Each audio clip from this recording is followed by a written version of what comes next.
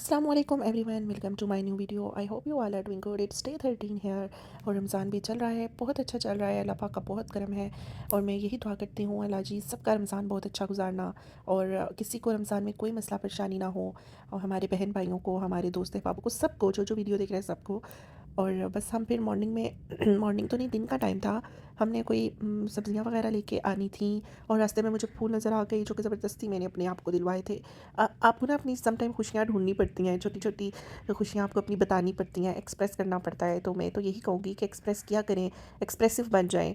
पता है, हम दिल में लड़कियाँ सोच रही होती हैं, हमें किसी ने फूल नहीं दिए, चॉकलेट्स नहीं दी, हमें गिफ्ट्स नहीं दिए, हमें ये नहीं दिया, हमें वो नहीं दिया। आप दिल में सोचने और ख़ुद को टेंशन देने से बेहतर है आप उसको एक दफ़ा बताएँ तो सही अपने पार्टनर से कि मुझे ना ये फूल चाहिए, वो वाला फूल चाहिए, मुझे बर्थडे पे गिफ्ट चाहिए। बहुत बड़ी-बड़ी डिमांड्स ना करें, मतलब इतनी करें कि जो अफोर्डेबल हो और जो ईज़िली वो मैनेज कर सकें। तो फिर आप कभी एक्सप्रेसिव होकर तो देखें, आपकी 100 में से 60% तो विशेज़ कंप्लीट की जाएँगी ना। और मर्द जो सारा दिन बाहर कमाता है, हमारे लिए ही कमाता है, और वो तो खुश होता है कि भई हमारे घर में से कोई हमसे ख्वाहिश करे। और बीवियों के ऊपर कुर्बान करने से कौन पीछे हटता है।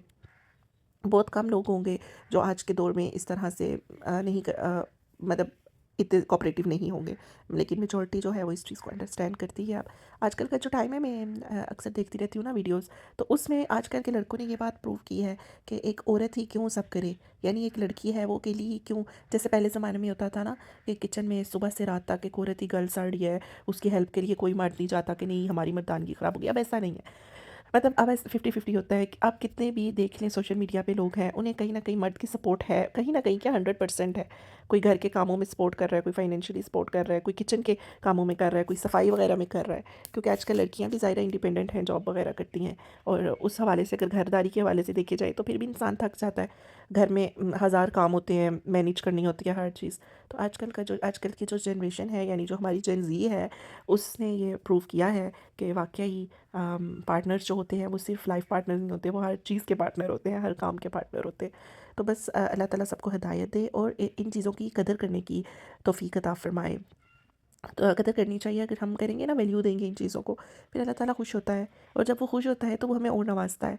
और हाँ, एक और बात कि अगर सम टाइम अल्लाह पाक हमारी दुआ कबूल नहीं कर रहा, तो इसका ये मतलब है कि उसे हमारा मांगना पसंद आ गया है। मैं कल भी यही सोच रही थी, मैंने कहा अल्लाह मियाँ को ना शायद अगर मुझे कोई चीज़ चाहिए वो भी नहीं मिल रही, तो मुझे ना लगता है मेरा मांगना उसको पसंद आता है। तो फिर आप बार बार मांगे, वो खुश होता है, वो मांगने पर भी खुश होता है कि मेरा बंदा मेरे पास ही आ रहा है, मुझसे ही मांग रहा है। तो वो ज़ात बहुत बेनियाज है, बहुत बेनियाज है, और जब वो नवाजने पर आती है, वो हमारी औकात नहीं देखती, वो हमें हमारी औकात से बढ़कर नवाजती है। ये बात तो 100% तय है कि अगर हमने कभी तिनका मांगा है तो उसने हमें पूरा समंदर दिया है, पूरा दरिया दिया है, पूरा पूरा पूरा दिया, उसने अपनी शान के मुताबिक दिया है। तो खैर आज मैं इफ़्तार बनाई थी, मैं कुछ ज़्यादा नहीं बना रही थी, बस थोड़ी-सी फ्रूट चाट थी, और वही जो मैं बनाती हूँ सिंपल सी चीज़ें।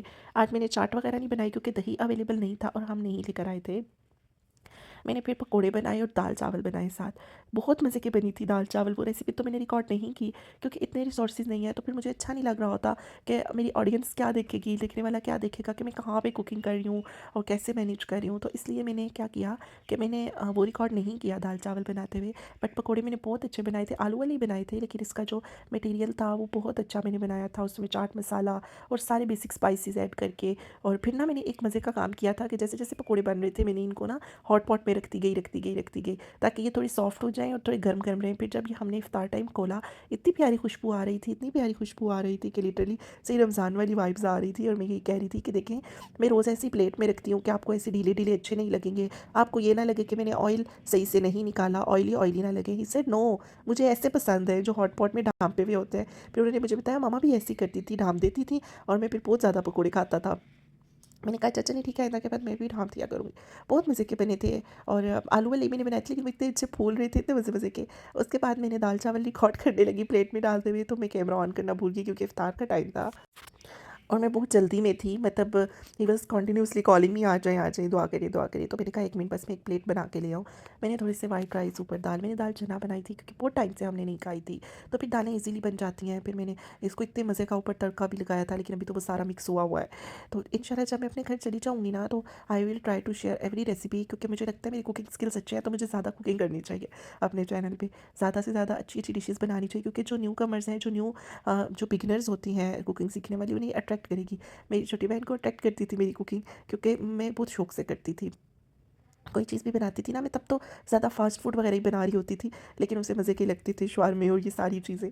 मैंने साथ इतने मज़े का सैलेड काट लिया था, मैंने कहा कि दाल चावल के साथ ना सैलेड अच्छा लगता है, और ये हम 2 लोगों के लिए इनफ थे। इसके बाद हम बस अपनी थोड़ी-सी गपशप करके नमाज़ की तैयारी की और फिर हम वॉक के लिए चले गए थे। वॉक को आजकल हमने लाज़िम व मलज़ूम समझा हुआ था, बट वहाँ पे कल मुझे इतने वाइल्ड एनिमल्स दिख रहे थे, तो क्या पता अब मैं ना जा पाऊँ। इसी के साथ वीडियो को एंड करते हैं, मिलते हैं नेक्स्ट वीडियो में। अपना बहुत ख्याल रखिएगा। अल्लाह हाफ़िज़।